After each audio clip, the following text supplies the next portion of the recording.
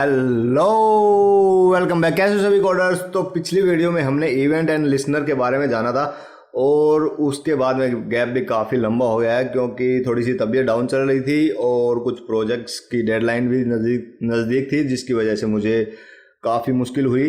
और होप आप सभी ओके होंगे क्योंकि आजकल जो चल रहा है वो फीवर बहुत ही ज़्यादा चल रहा है। मुझे नहीं पता आप किस टाइम पे ये वीडियो देख रहे हो, लेकिन जब मैं ये वीडियो बना रहा हूँ तो मई चल रहा है 2021। होप आप सभी ओके हैं। और अभी हम आज जो वीडियो करेंगे, ये वीडियो हमारी रहेगी नोटिफिकेशन के ऊपर। लारावल में नोटिफिकेशन काफ़ी अच्छी चीज़ है, मैं ये कहूँ कि सबसे बढ़िया पार्ट है ये। जैसे इवेंट लिसनर और जो हमारी जॉब्स हैं, जॉब्स है क्यू एंड जॉब्स एंड जो नोटिफिकेशन सिस्टम है, ब्रॉडकास्टिंग का जो सिस्टम है वो काफ़ी अच्छा है, काफ़ी इम्प्रेसिव चीज़ है लारावल के अंदर। अगर आप लारावल सीखना चाह रहे हैं तो ये जो पार्ट हैं इनको आपको ज़रूर सीखना चाहिए। अगर आप कोर पीएचपी से आ रहे हैं तो आपको ये चीज़ ज़रूर पता होनी चाहिए कि कैसे आप अपने प्रोजेक्ट को मैनेज कर सकते हैं, कैसे उसमें जॉब्स वगैरह बना सकते हैं, कैसे आप उनके अंदर इवेंट लिसनर यूज़ कर सकते हैं, कैसे आप नोटिफिकेशन वगैरह यूज़ कर सकते हैं। नोटिफिकेशन क्या है? सिंपल कोई किसी चीज़ के लिए नोटिफाई करना या एक शॉर्ट मैसेज देना जिसके अंदर लगभग सारी इन्फॉर्मेशन अवेलेबल हो, जिससे यूज़र को आप पता लग जाएगी भाई हाँ ये क्या चीज़ हुई है, इसका एडिशनल हमें क्या करना चाहिए। ठीक है, तो जो नोटिफिकेशन है वो बेसिकली हम यूज़र को ही सेंड करते हैं। तो डायरेक्टली हम यूज़र को कोई चीज़ बता सकते हैं कि आपके प्रोफाइल में, जैसे कि हमने पिछली वीडियो में किया था कि प्रोफाइल आपकी किसी ने चेक की है, या जैसे कोई हम शॉपिंग वाली कोई वेबसाइट बना रहे हैं, ई कॉमर्स वेबसाइट हम प्रोजेक्ट बना रहे हैं, वहाँ पे किसी भी यूज़र का जो इनवॉइस पेड होता है या उसका जो ऑर्डर है वो शिप होता है, तो उसके बाद में हम कोई नोटिफिकेशन रखना चाहते हैं ताकि यूज़र को पता लगे कि आपका जो आइटम हो वो डिस्पैच हो चुका है या डिलीवर हो चुका है वगैरह वगैरह। ठीक है, तो इस तरह की चीज़ें हम रख सकते हैं विद नोटिफिकेशन के साथ में। ठीक है, तो नोटिफिकेशन लारावल के अंदर काफ़ी अच्छी चीज़ है और इसको आपको एक बार तो कम से कम यूज़ करके देखना चाहिए कि ये कैसा काम करता है। तो यहाँ पे हम उसी के बारे में बात करेंगे। तो मैंने यहाँ पे जो रिसेंट एप्लीकेशन हमने की थी वही मैंने यहाँ पे ओपन करके रखी है। तो काफ़ी दिन बाद में मैंने इसको ओपन किया, तो मैंने इस चीज़ को पहले कमेंट करके इसको, इस प्रोजेक्ट को यहाँ पे ओपन कर लिया। ठीक है, तो हमारे पास में यहाँ पे कुछ लाइन्स है, इसको हम कर देते हैं डिलीट। और अभी हमारे पास यूज़र है और यूज़र मॉडल को अगर हम चेक करें तो यहाँ पे आपको मिलेगा नोटिफाइएबल। ठीक है, तो नोटिफाइएबल एक ट्रेट है जिसके अंदर कुछ एक मेथड्स अवेलेबल हैं जो कि पूरे नोटिफिकेशन सिस्टम को कंट्रोल करते हैं। तो अगर आपको इसको प्योर डीपली जानना है तो आप इसको ओपन करके यहाँ से देख सकते हैं कि इसके अंदर क्या क्या चीज़ें अवेलेबल हैं। जैसे कि इसके अंदर एक और ट्रेट है, तो यहाँ पे has database notification and routes notification. Route notification कौन से होते हैं? जो ऑन डिमांड नोटिफिकेशन हो वो आपके राउट नोटिफिकेशन होते हैं। तो यहाँ पे देख सकते हैं आप राउट नोटिफिकेशन के अंदर कुछ और एक्स्ट्रा मेथड्स अवेलेबल हैं, तो इस तरह की चीज़ें हम यूज़ कर सकते हैं। तो यहाँ पे मैं इनको क्लोज कर देता हूँ, इतना डीप जाने की भी ज़रूरत नहीं है अगर आप सिंपली यूज़ करना चाहते हैं। ठीक है, तो यहाँ पे नोटिफाइएबल यहाँ पे लगा हुआ है। तो इस यूज़र के अंदर एक मेथड अवेलेबल हो जाता है नोटिफाई के नाम से। तो उस नोटिफाई को मेथड को यूज़ करते हुए हम कोई भी जो नोटिफिकेशन है वो सेंड कर सकते हैं। ठीक है, तो एक सिंपल सा एक नोटिफिकेशन हम यहाँ पे बनाएंगे, तो जिसको हम कमांड लाइन के थ्रू बना सकते हैं। तो यहाँ पे अगर मैं इसको टाइप करता हूँ PHP आर्टिसन, तो यहाँ पे आपको एक मैसेज, यहाँ पे आपको मिलेगा नोटिफिकेशन टेबल। एक चीज़ हमें ये चाहिए होगी जब हम डाटाबेस वगैरह से काम करते हैं। और यहाँ पे एक है हमारे पास मेक नोटिफिकेशन, जो कि हमें एक नोटिफिकेशन की क्लास बना के देता है। इसके थ्रू हम कोई भी एक नई क्लास क्रिएट कर सकते हैं। तो यहाँ पे हम क्या करेंगे, यहाँ पे हम लिखेंगे PHP artisan make notification and मैं इस माउस को यहाँ से हटा देता हूँ ताकि आपको कॉलम दिखे। तो मेक नोटिफिकेशन, इसके बाद में हमें नोटिफिकेशन का नाम रखना है। अगर आप किसी फोल्डर के अंदर रखना चाह रहे हैं, जैसे कि यहाँ पे हो गया ऑर्डर, एंड यहाँ पे ऑर्डर के अंदर ही सारे के सारे आप नोटिफिकेशन रखना चाहते हैं तो यहाँ पे आप रख सकते हैं, जैसे कि और शिप्ड या डिस्पैच्ड। ठीक है, तो इस तरह के जो आपके नोटिफिकेशन है वो आप रख सकते हैं। लेकिन हमें यहाँ पे सिंपल चेक करना है, तो यहाँ पे हम क्या करेंगे, यहाँ पे हम सिंपली प्रोफाइल चेक वाला ही सिस्टम रखेंगे। प्रोफाइल चेक के अलावा हम यहाँ लिखते हैं ऑर्डर शिप्ड। ठीक है, ऑर्डर शिप्ड नोटिफिकेशन मैं यहाँ पे करता हूँ। नोटिफिकेशन मैं पीछे इसमें लगा रहा हूँ, बाकी आपको लगाने की ज़रूरत नहीं है। अब आप अपने हिसाब से नाम रख सकते हैं, लेकिन नोटिफिकेशन जैसे ही मैं इसमें लगा रहा हूँ तो मुझे पता रहेगा कि हम कौन सी चीज़ें कॉल कर रहे हैं। या कई बार क्या होता है कि हम जैसे जो भी हमारे क्लासेस वगैरह जो यूज़ करते हैं वो हमारे टॉप में रह जाती है, बाद में हमें पता नहीं लगता कि हमने कौन सी जॉब को यहाँ पे डिस्पैच किया है, या कोई नोटिफिकेशन हम सेंड कर रहे हैं, या कुछ ऐसी चीज़ें हमें कंफ्यूज कर देती हैं। तो मैंने यहाँ पे सिंपली इसके पीछे एक नाम रख दिया कि ये नोटिफिकेशन है, ये जॉब है, ये इवेंट है। तो ये सारी चीज़ें आपको आसानी से पता लग जाएगी कि आपका कोड जो लिखा गया है तो वो इजीली रीड हो जाएगा कि हाँ ये वाली चीज़ ये काम कर रही है। ठीक है, तो मैं यहाँ पे इसको एंटर प्रेस करता हूँ और आप देखेंगे यहाँ पे नोटिफिकेशन क्रिएटेड सक्सेसफुली आ गया। मैं इस कमांड लाइन टर्मिनल को यहाँ पे नीचे कर देता हूँ और यहाँ पे प्रोजेक्ट को ओपन करेंगे। जैसे ही मैं इसको ओपन करूँगा यहाँ पे ऐप लेवल डायरेक्टरी के ऊपर हम जाएंगे तो यहाँ पे हमारे पास एक और यहाँ पे फोल्डर बन गया है। अगर ये फोल्डर पहले अवेलेबल ना हो तो ये ऑटोमेटिक क्रिएट हो जाता है, अगर ये पहले अवेलेबल है तो इसके अंदर ऑटोमेटिक फाइल ऐड होती रहती है। ठीक है, तो यहाँ पे हमारे पास ऑर्डर शिप नोटिफिकेशन के नाम से एक फाइल बन गई है और ये एक बेसिकली क्लास है और हमने शायद नाम यहाँ पे गलत कर दिया है, तो मैं इसको चेंज कर लेता हूँ। मैं यहाँ से रिफैक्टर कर लेता हूँ यहाँ पे एंड यहाँ पे शिप एंड इसको यहाँ से रिफैक्टर करते हैं एंड यहाँ पे इसका जो नाम है वो भी हम चेंज करेंगे। तो यहाँ पे ऑटोमेटिक रिफैक्टर हो जाएगा, लेकिन आप अगर कोई और दूसरा एडिटर यूज़ करें तो आपको यहाँ पे भी चेंज करना है और यहाँ पे भी आपको चेंज करना है। ठीक है, लेकिन PHP Storm अगर आप यूज़ कर रहे हैं तो इसके अंदर ऑटोमेटिक रिफैक्टरिंग का सिस्टम होता है जो कि आपकी फाइल के नाम के हिसाब से आपकी जब क्लास का नेम है वो भी चेंज कर देता है। ठीक है, तो यहाँ पे बेसिकली हमारे पास क्या क्या अवेलेबल है, ये एक्सटेंड कर रहा है नोटिफिकेशन को, पर इसमें आप क्यू कर सकते हैं। जो भी हमने जॉब क्यू के अंदर देखा था वो सारी चीज़ें हम यहाँ पे कर सकते हैं। कोई भी डिले कर सकते हैं किसी नोटिफिकेशन को ताकि वो बाद में हम इसको एज ए जॉब फायर कर सकें। तो यहाँ पे सबसे पहले हमारे पास कंस्ट्रक्टर है। इस कंस्ट्रक्टर के अंदर आप कोई भी डाटा ले सकते हैं, जैसे कोई ऑर्डर लेना हो या कोई ऐसा डाटा लेना हो जो आपको चाहिए हो। ठीक है, तो इसके अंदर कंस्ट्रक्टर के अंदर आप वो डाटा ले सकते हैं, जैसे कि हमने जॉब वगैरह के अंदर रखा था सेम वही चीज़ है। यहाँ पे एक मेथड हमारे पास अवेलेबल है वाइवा का। तो यहाँ पे क्या है, यहाँ पे हमें एक एरे रिटर्न करना है। यहाँ पे एक सिंगल आइटम हो सकता है इसके अंदर या फिर मल्टीपल आइटम्स हो सकते हैं, जैसे हमें मेल सेंड करना है, यहाँ पे SMS सेंड करना है या सिलेक्ट नोटिफिकेशन सेंड करना है, तो वो सारी चीज़ें हम कर सकते हैं। तो सबसे सिंपल एग्जांपल होता है मेल का। तो मेल हम इजीली सेंड कर सकते हैं। अगर हम सिलेक्ट वगैरह सेंड करना चाहते हैं सिलेक्ट नोटिफिकेशन, तो वहाँ पे हमें एक अलग से पैकेज वगैरह की जरूरत पड़ेगी। बाकी आप टेलीग्राम वगैरह जैसे फेसबुक या ट्विटर के जो भी चैनल्स यूज़ करना चाहते हैं तो उनके लिए अलग अलग पैकेजेस वगैरह बनाए गए हैं, तो उनको आप इंस्टॉल करके यूज़ कर सकते हैं। ठीक है, जैसे आपको फेसबुक के पेज के ऊपर नोटिफिकेशन सेंड करना हो या कुछ ऐसी चीज़ें करनी हो तो वह सारी चीज़ें आप कर सकते हैं। ठीक है, तो यहाँ पे अभी के लिए मेल ही रखते हैं। तो मेल, जैसे यहाँ पे मेल लिखा है तो हमें जो हमारा जो मेथड बनेगा वो रहेगा हमारा टू मेल। ठीक है, तो टू मेल हमारा मेथड रहेगा। अगर हम यहाँ पे मेल लिख रहे हैं, यहाँ पे स्लैक लिख रहे हैं तो टू स्लैक रहेगा। अगर हम यहाँ पे यूज़ कर रहे हैं कोई और जैसे कि डाटाबेस वगैरह हम यूज़ कर रहे हैं तो डाटाबेस टू डाटाबेस रहेगा। और अगर हम कुछ और यूज़ कर रहे हैं जैसे कोई कस्टम यूज़ कर रहे हैं तो यहाँ पे टू कस्टम चैनल नेम यहाँ पे हमारा हो जाएगा। ठीक है, तो यहाँ पे सिंपल इन्होंने मेल मैसेज यूज़ किया हुआ है जो कि नोटिफिकेशन के अंदर ही आपको ये क्लास मिल जाएगी। तो यहाँ पे इसके बाद में कुछ लाइन्स यहाँ पे दी गई हैं, तो इनको हम मॉडिफाई कर सकते हैं हमारे हिसाब से। तो इंट्रोडक्शन ऑफ नोटिफिकेशन है, तो यहाँ पे हम लिख देते हैं दिस इज लारावल नोटिफिकेशन। ठीक है, और यहाँ पे एक्शन है, यहाँ पे हम लिख देते हैं विजिट।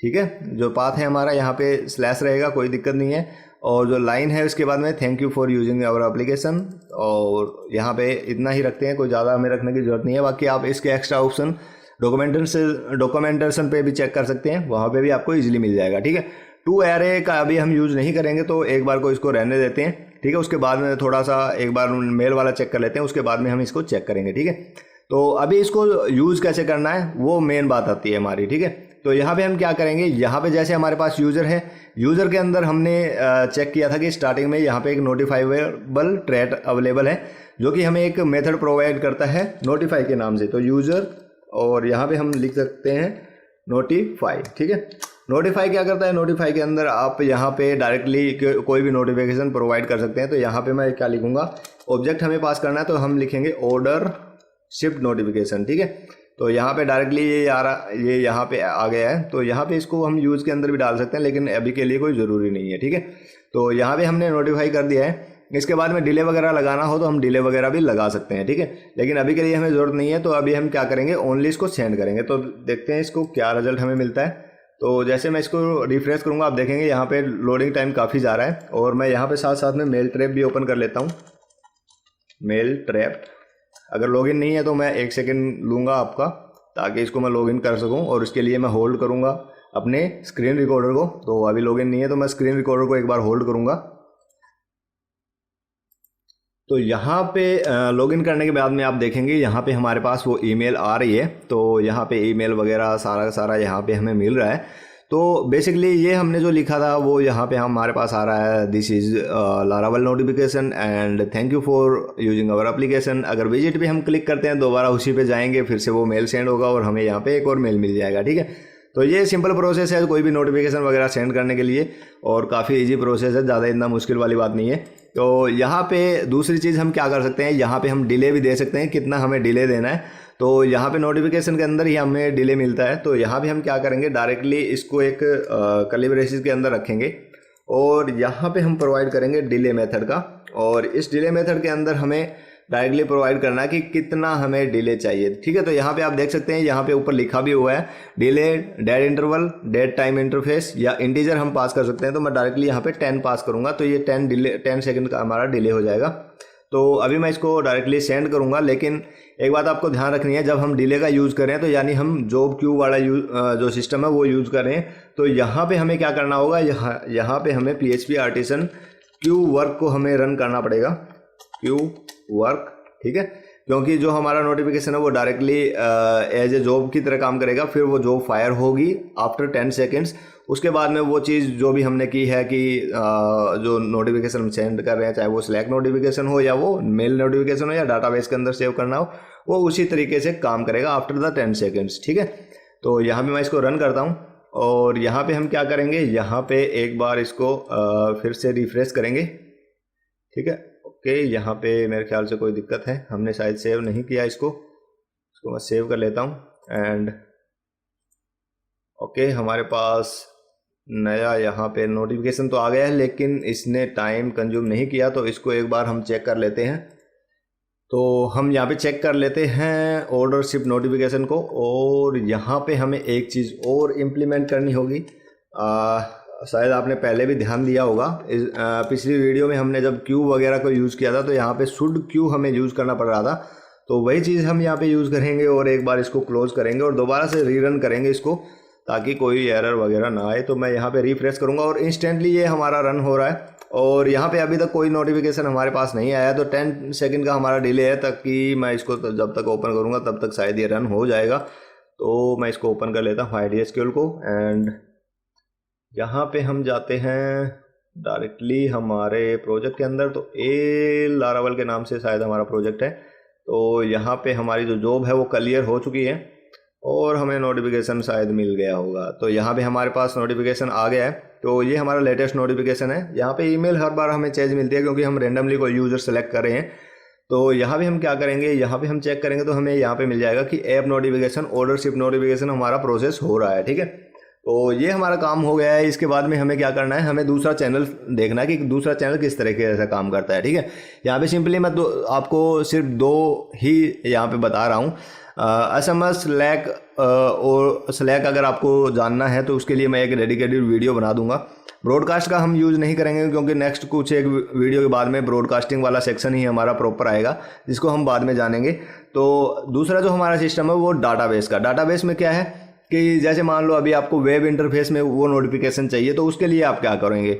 जैसे आपने कई बार देखा होगा कि जैसे कोई भी फेसबुक एप्लीकेशन है, फेसबुक के अंदर आप जाते हैं, वहाँ पे कोई भी बंदा आपकी फ़ोटो वगैरह लाइक करता है, तो वहाँ पे क्या आपको एक वेब नोटिफिकेशन मिलता है। तो वेब नोटिफिकेशन या वेब इंटरफेस नोटिफिकेशन के लिए आपको क्या करना होगा, आपको डाटाबेस का यूज़ करना होगा, जिसके थ्रू आप directly web interface notification show करवा सकते हैं, ठीक है। तो यहाँ पे शुड क्यू को यहाँ पे रिमूव कर देते हैं हम। और यहाँ पे हम क्या करेंगे, अब हम यूज़ करेंगे डाटाबेस का। तो यहाँ पे हम चेंज कर देते हैं डाटाबेस, ठीक है। यहाँ पे डाटाबेस को आप 2 तरीके से यूज़ कर सकते हैं। एक टू एरे, डायरेक्टली आप टू एरे का यूज़ कर सकते हैं। एक आप यूज़ कर सकते हैं टू डाटाबेस का, ठीक है। यहाँ पे मेनली क्या है, अगर आप जो आपका ब्रॉडकास्टिंग सिस्टम और डाटाबेस का सिस्टम वो सेम रखना चाहते हैं तो आप टू एरे मेथड का यूज़ कर सकते हैं। और अगर आपको दोनों डिफरेंट रखने हैं तो आप टू एरे अलग से यूज़ करेंगे और टू डाटाबेस अलग से यूज़ करेंगे। तो ये दोनों में थोड़ा सा फ़र्क है, बाकी इसमें कोई फ़र्क नहीं है। तो यहाँ पे हम टू एरे की जगह टू डाटाबेस का यूज़ कर लेंगे। तो अभी नोटिफिकेशन वगैरह का मैं रख नहीं रहा हूँ, तो नेक्स्ट कुछ एक वीडियो हमारी होने के बाद में जो ब्रॉडकास्टिंग का सिस्टम आने वाला है तो उसमें हम इस चीज़ को कवर कर लेंगे, ठीक है। तो यहाँ पे हम क्या करेंगे, डायरेक्टली मैं इसमें यूज़र लिखूंगा और जो नोटिफाइएबल होता है वो हमारा यूज़र ही होता है। तो यहाँ पे मैं डायरेक्टली उस यूज़र को यहाँ पे ऐड करवा रहा हूँ, बाकी इसमें कुछ रखने की ज़रूरत नहीं है। तो मैं इसको यहाँ पे क्लोज कर देता हूँ एंड यहाँ पे मैं इसको मिनिमाइज़ करूँगा। लेकिन यहाँ पे हम डायरेक्टली डाटाबेस को अभी किसी के अंदर सेंड नहीं कर सकते क्योंकि हमारे पास नोटिफिकेशन की कोई टेबल अवेलेबल नहीं है। तो इसलिए हमें क्या करना है, यहाँ पे डायरेक्टली हमें जाना है टर्मिनल के अंदर एंड यहाँ पे हम लिखेंगे, जैसे कि मैंने आपको पहले भी बताया था, यहाँ पे एक कमांड अवेलेबल है नोटिफिकेशन टेबल के नाम से, शायद यहीं आसपास में होगी कहीं। तो यहाँ पे नोटिफिकेशन के नाम से MN ये रही, तो create a migration for the notification table.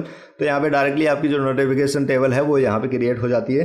तो यहाँ पे हम क्या करेंगे, डायरेक्टली एक कमांड रन करेंगे PHP artisan notification table, sorry colon table, ठीक है, नोटिफिकेशन कोलन टेबल। जैसे मैं इसको एंटर प्रेस करूंगा यहाँ पे माइग्रेशन हमारी क्रिएट हो जाएगी। और अगर आप इसको डाटाबेस की फोल्डर के अंदर जाके चेक करेंगे माइग्रेशन के अंदर, तो आपको एक नोटिफिकेशन के नाम से एक टेबल मिलेगी जहाँ पे आपका पॉलीमॉर्फिक रिलेशनशिप यहाँ पे यूज़ की गई है। तो यहाँ पे आपके दो फील्ड क्रिएट होंगे, एक नोटिफिकेबल टाइप का और एक नोटिफिकेबल का आईडी, ठीक है। तो ये दो फील्ड आपके एक्स्ट्रा क्रिएट होंगे। जैसे कि आपके हो सकता है आपके पास अलग अलग यूज़र हो, जैसे कि जो सेफ है वो जैसे मान लो एक रेस्टोरेंट का आप बना रहे हैं तो यहाँ पे एक रेस्टोरेंट का बंदा अलग है, आपका जो एडमिन लेवल वो अलग है, आपका जो यूज़र है वो अलग है, और आपका टेबल वगैरह जो भी मैनेजमेंट है या कोई अलग से मैनेजमेंट सिस्टम है तो उनके लिए अलग अलग टाइप हो सकते हैं। तो यूज़र के अलग अलग टाइप हैं, तो यहाँ पे उसी के हिसाब से यहाँ पे आप पॉलीमॉर्फिक रिलेशनशिप यूज़ कर सकते हैं क्योंकि डाटा वगैरह आपका सेम ही रहता है, ठीक है। तो यहाँ पे रीड एट रखा गया है और ये सारे के सारे जो नोटिफिकेशन है वो आपको अवेलेबल होते हैं यूज़र के अंदर। ये बात आपको ध्यान रखनी है कि जो यूज़र है उसके पास सारे के सारे नोटिफिकेशन अवेलेबल होंगे, क्योंकि यहाँ पे एक नोटिफाइएबल आईडी आपके पास रहेगी जो कि उस पर्टिकुलर मॉडल को रिफ्लेक्ट करेगी। जैसे कि आपका यूज़र मॉडल है, यूज़र मॉडल की जो 5 नंबर आईडी है वो हो सकता है कि आपका जो यूज़र है उसको पूरा सारा का सारा नोटिफिकेशन आपको शो करवा देगा, ठीक है। तो ये रहता है आपका पॉलीमॉर्फिक रिलेशनशिप के अंदर। बाकी अगर आपने मेरी वीडियो नहीं देखी है रिलेशनशिप के ऊपर तो आप उनको चेक कर सकते हैं, मैंने वहाँ पे इस चीज़ के बारे में बताया हुआ है कि पॉलीमॉर्फिक रिलेशनशिप हम क्यों यूज़ करते हैं, ठीक है। तो यहाँ पे ये चीज़ हो गई है। अभी हमें क्या करना है, अभी तक हमारी ये जो टेबल है वो माइग्रेट नहीं हुई है, तो हमें क्या करना है, PHP आर्टिसन माइग्रेट यहाँ पे रन करेंगे और यहाँ पे हमारी जो माइग्रेशन है वो कंप्लीट हो गई है। जैसे मैं इसको रिफ्रेश करूँगा हमें एक टेबल और मिलेगी नोटिफिकेशन के नाम से, और अगर इसको आप चेक करेंगे तो यहाँ पे नोटिफाइएबल टाइप एंड आईडी हमें मिल रही है जो कि प्योरली पॉलीमॉर्फिक रिलेशनशिप के ऊपर ही आपको सारा डाटा दे देगी, ताकि आपका जो एक जैसा डाटा है उसके लिए आपको अलग अलग टेबल ना क्रिएट करने पड़े, ठीक है। तो ये काम हमारा हो गया है। अभी हमें क्या करना है, वो डाटा सेंड करना है। तो यहाँ पे हम क्या करेंगे, हम जाएंगे दोबारा से एडवांस इसके अंदर जो लारावल का प्रोजेक्ट है, और यहाँ पे इसको मैं क्लोज कर दूंगा अभी के लिए। और जो हमारा अभी हमने क्या किया है, हम यहाँ पे कुछ भी चेंज नहीं कर रहे हैं। मैं इस डिले को यहाँ से हटा ही देता हूँ क्योंकि हम शुड क्यू यूज़ नहीं कर रहे हैं अभी। तो डायरेक्टली हम नोटिफाई कर रहे हैं, एक ऑर्डर नोटिफिकेशन हमारा जो जा रहा है यहाँ से, एंड यहाँ पे हम क्या कर रहे हैं, यहाँ पे डाटा हम यहाँ से सेंड कर रहे हैं यहाँ से, और ये हमारा डाटा बेसिकली जाएगा। तो यहाँ पे हम मैसेज लिख सकते हैं, मैसेज, और यहाँ पे मैं लिखूँगा वेरिएबल नहीं, यहाँ पे डायरेक्टली हम लिख देते हैं कि ऑर्डर शिफ्ट, ठीक है, एट यहाँ पे मैं लिख देता हूँ, एंड यहाँ पे नाउ मेथड का हम यूज़ कर लेंगे। तो नाउ का एक बार यूज़ कर लेते हैं यहाँ पे टू डेट स्ट्रिंग, ठीक है, एंड यहाँ पे सिंपली ये रखते हैं। यूज़र को मैं यहाँ से हटा देता हूँ, सेव करेंगे इसको। यहाँ पे हमने क्यू वगैरह कुछ नहीं रखा है, तो डायरेक्टली अभी हम क्या करेंगे, इसको रिफ्रेश करेंगे। तो यहाँ पे हमारा ये वाला प्रोजेक्ट है, मैं इसको रिफ्रेश करूँगा यहाँ से, और इंस्टेंटली यहाँ पे कुछ भी नहीं आ रहा है क्योंकि हमने यहाँ पे कुछ भी रिटर्न वगैरह नहीं किया है। तो हम डायरेक्टली डाटाबेस के अंदर जाएंगे और इसको रिफ्रेश करेंगे। तो यहाँ पे आप देखेंगे कि आईडी के साथ में यहाँ पे एक नोटिफिकेशन हमें मिल रहा है जो कि एक नोटिफाइएबल टाइप यहाँ पे रहेगा। तो यहाँ पे आपको दिख रहा है कि ऐप मॉडल के अंदर यूज़र जो मॉडल है उसका ये बेसिकली एक नोटिफिकेशन क्रिएट हुआ है और नोटिफिकेशन की जो आईडी है वो 219 है, ठीक है। एंड यहाँ पे जो ऑर्डर जो डाटा है वो आपको कुछ इस प्रकार मिल रहा है कि जो मैसेज है कि ऑर्डर शिप हुआ है आपका 2021-5/7 मतलब 7 मई 2021 को आपका जो ऑर्डर है वो शिप हो चुका है, ठीक है। तो इस तरीके से हम कोई भी मैसेज सेंड कर सकते हैं। और रीड एट कि यूज़र ने उसको रीड कर लिया या नहीं किया है, तो इस तरह की चीज़ें भी हम रख सकते हैं, ठीक है। तो ये हो गया हमारा डाटाबेस नोटिफिकेशन, ठीक है। और इसके बारे में मैंने आपको बता दिया कि 2 डाटाबेस और 2 एरे हम क्यों रख रहे हैं। 2 एरे का जब हम यूज़ करेंगे, जब हमें अगर हम दोनों यूज़ करें 2 डाटाबेस और 2 एरे दोनों अलग अलग यूज़ करें, तो इसका मतलब है कि हमें ब्रॉडकास्ट में कुछ अलग टाइप का डाटा चाहिए, ठीक है। अगर हम 2 एरे ओनली यूज़ कर रहे हैं तो हम इसको डाटाबेस के लिए भी यूज़ कर सकते हैं और ब्रॉडकास्टिंग के लिए भी यूज़ कर सकते हैं जब हमें डाटा दोनों में सेम चाहिए हो। जैसे ब्रॉडकास्टिंग में भी हमें सेम चाहिए एंड डाटाबेस में भी हमें सेम चाहिए, मतलब वेब इंटरफेस के लिए भी हमें सेम चाहिए, तो तब हम 2 एरे मेथड का यूज़ करेंगे इंस्टेंट ऑफ 2 डाटाबेस, ठीक है। तो ये सिंपल चीज़ है। तो यहाँ पे हमने 2 चीज़ें देख ली हैं, डाटाबेस और मेल दोनों किस तरीके से काम करते हैं। अगर हमें दोनों सेंड करनी है तो हम दोनों भी सेंड कर सकते हैं। तो यहाँ पे हम क्या करेंगे, यहाँ पे हम डायरेक्टली लिखेंगे मेल, ठीक है। सेव करेंगे इसको और अभी के लिए इसको रिफ्रेश करेंगे वापस से। तो अभी क्या होगा, अभी ये दोनों चीज़ें करेगा, एक मेल भी सेंड करेगा और डाटाबेस के अंदर भी ऐड करेगा। तो यहाँ पे 8 मिनट के बाद अभी देखेंगे आप ए फ्यू सेकेंड एगो हमारा एक मेल आया है एंड प्लस हमारा डाटाबेस के अंदर भी एक नोटिफिकेशन यहाँ पे सेव हुआ है। तो ये सारी चीज़ें आप चेक कर सकते हैं, काफ़ी इजी चीज़ है। नोटिफिकेशन काफ़ी ब्यूटीफुल है लारावेल के अंदर और काफ़ी काम को भी इजी कर देता है, जैसे किसी को मेल सेंड करना हो वगैरह वगैरह। तो एक सिंपल लाइन से ही हम उस यूज़र को नोटिफाई कर सकते हैं कि हाँ आपके जो ऑर्डर है वो शिप हो गया है, आपका प्रोफाइल चेक हो गया है, आपका जो ऑर्डर है वो डिस्पैच हो गया है वगैरह वगैरह। वो सारी चीज़ें हम यहाँ से कर सकते हैं, ठीक है। तो काफ़ी ईजी चीज़ है, इसको यूज़ करके ज़रूर देखिए आप और काफ़ी मज़ा आएगा इस चीज़ में करने में। तो आज की वीडियो जो हमारी रही थी वो है नोटिफिकेशन के ऊपर। अगर आपका सवाल या कोई आपका क्वेश्चन है तो आप नीचे कमेंट बॉक्स में पूछ सकते हैं। और अगर आपको डेडिकेटेड वीडियो चाहिए एसएमएस नोटिफिकेशन के ऊपर, स्लैक नोटिफिकेशन के ऊपर, तो आप नीचे कमेंट बॉक्स में हमें बता सकते हैं ताकि उसके ऊपर एक डेडिकेटेड वीडियो बनाई जा सके। तो आप इसके लिए कमेंट कर सकते हैं। तो आज की वीडियो में बस इतना ही। कोडिंग करते रहिए, मज़े में रहिए, तब तक के लिए बाय बाय।